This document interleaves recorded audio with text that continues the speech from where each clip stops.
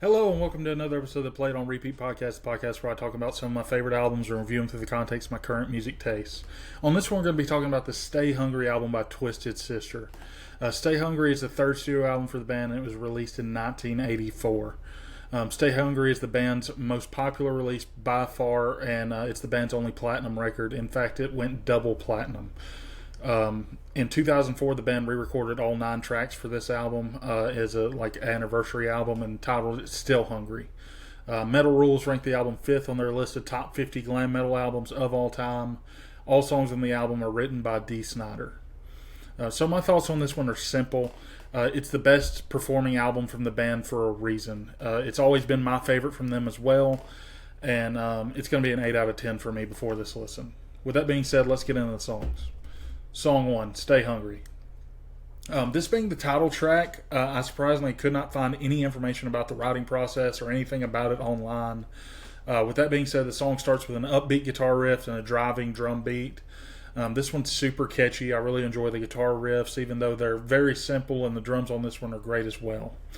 The song also has a very good short solo. I just wish the guitar was higher in the mix. That's a problem we run into quite often in this album, unfortunately. It's almost like they were afraid to mix the lead guitar very high for most of the songs for whatever reason.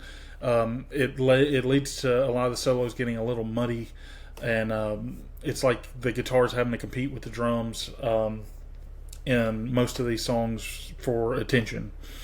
The song has a very simple structure that's easy to follow, and I really like that about it. We go out on a chorus. This one came in at 3 minutes and 3 seconds, and it's a blink and you'll miss it type of a song. Those 3 seconds go by ridiculously fast, which I feel is a mark of an enjoyable song. Sometimes simplicity is what is needed for a song, and it's what this one got. It's an 8 out of 10 for me. Song 2, We're Not Gonna Take It.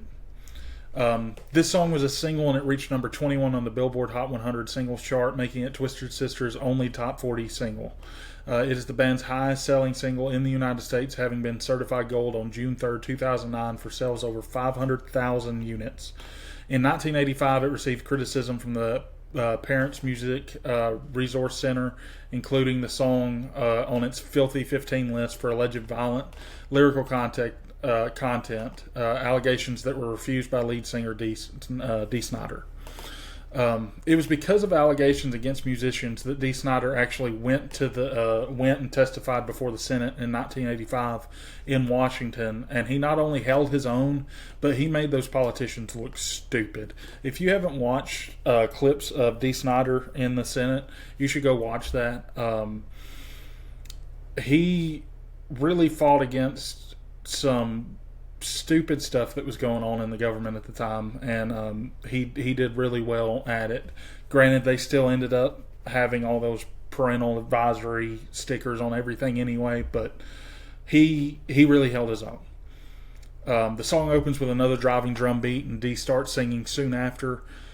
He's followed by another simple guitar riff, this one being more chuggy and kind of palm muty. This song is such a perfect anthem for what the band was going through at the time with the government. It perfectly fits the situation, even though it was written before that situation was going down. This one is also super catchy. It's one that's been stuck in my head many times, and it was after I listened to it for this as well. This one has a really cool simple solo where the guitar's using the whammy bar kind of a ton to do different notes and stuff. I love how chanty the chorus of this one is. We fade out as those chants continue, and Dee Snider's giving drill instructor style quips in the background. This one was 3 minutes and 39 seconds, and it's the band's hit, the best from them in the eyes of the public. I tend to agree with that as well. I really do love how anthemic and counterculture it is. It's a 9 out of 10 for me. Song 3, Burn in Hell.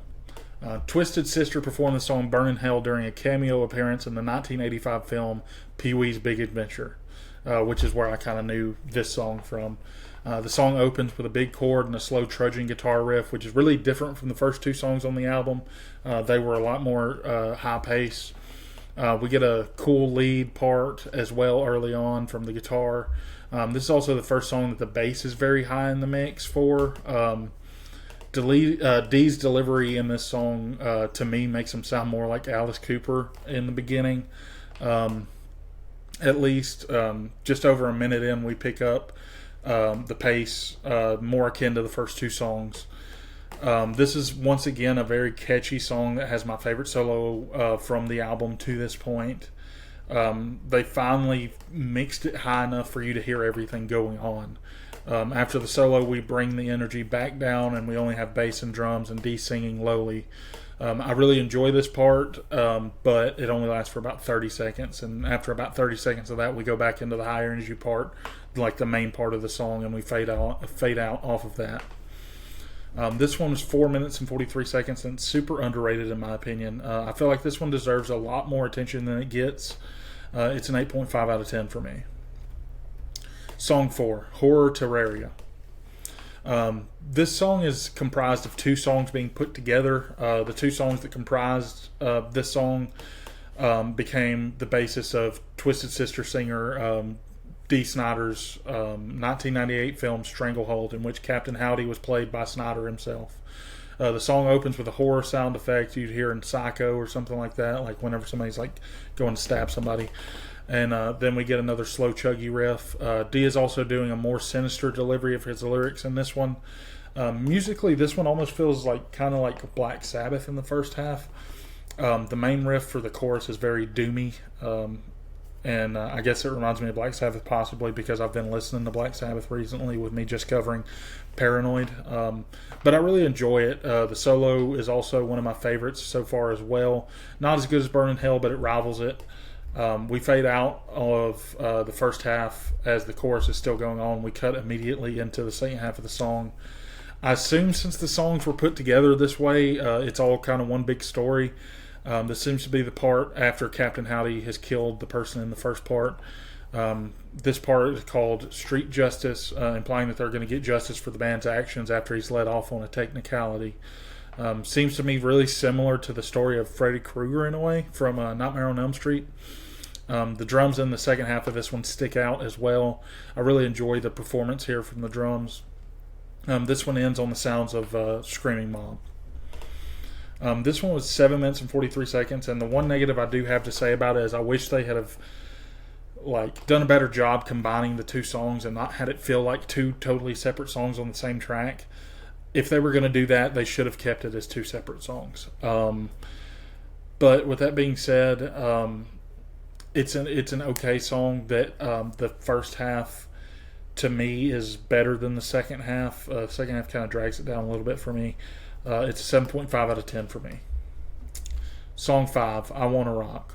Cashbox called this song an exercise in hard rocking that doesn't break new ground but does what it does well. Billboard said that Twisted Sisters stripped down their stadium-sized rock sound to a minimum of power chords and slogan lyrics. Goofy Goober Rock, a parody of the song, was performed in the SpongeBob SquarePants movie in 2004, which is where a lot of people my age came to know Twisted Sister from. I know it was I would have been 4 years old at the time, so that's probably the first time that I heard Twisted Sister, even though it wasn't performed by Twisted Sister. It was a parody of their song.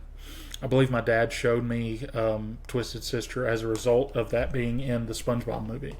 So that's pretty cool. The song opens with Dee screaming, I Wanna Rock, and then we get a super upbeat, simple power chord riff.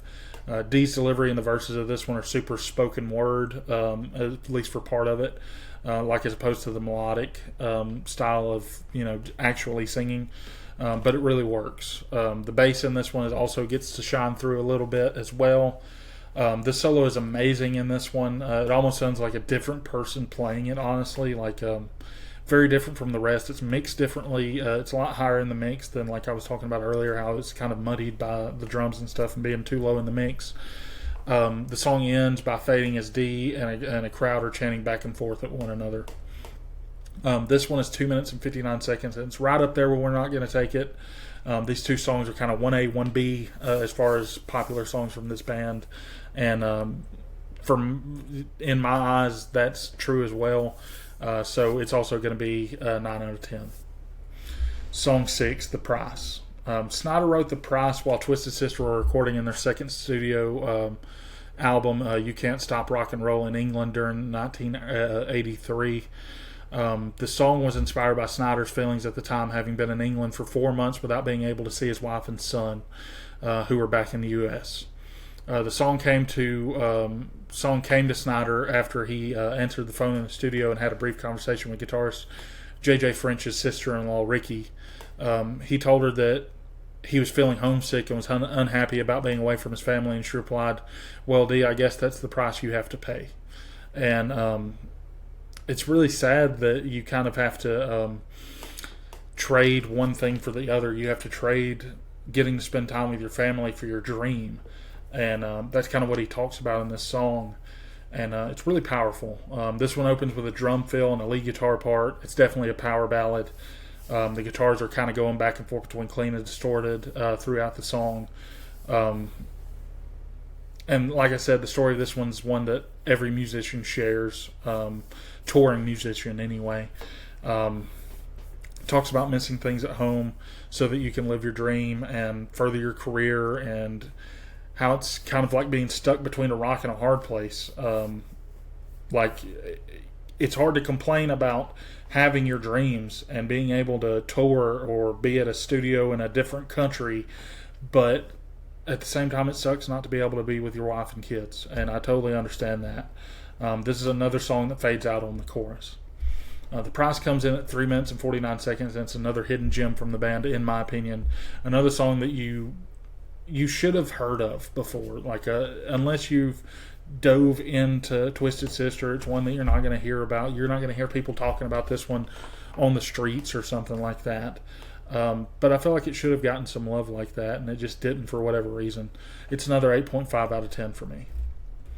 Song 7, Don't Let Me Down. This is another song that proves impossible to find information about online, so we're going to have to go solely based on the song here. It opens with a kind of Iron Maiden-esque bass line. Interestingly enough, it's kind of gallopy, similar to Iron Maiden.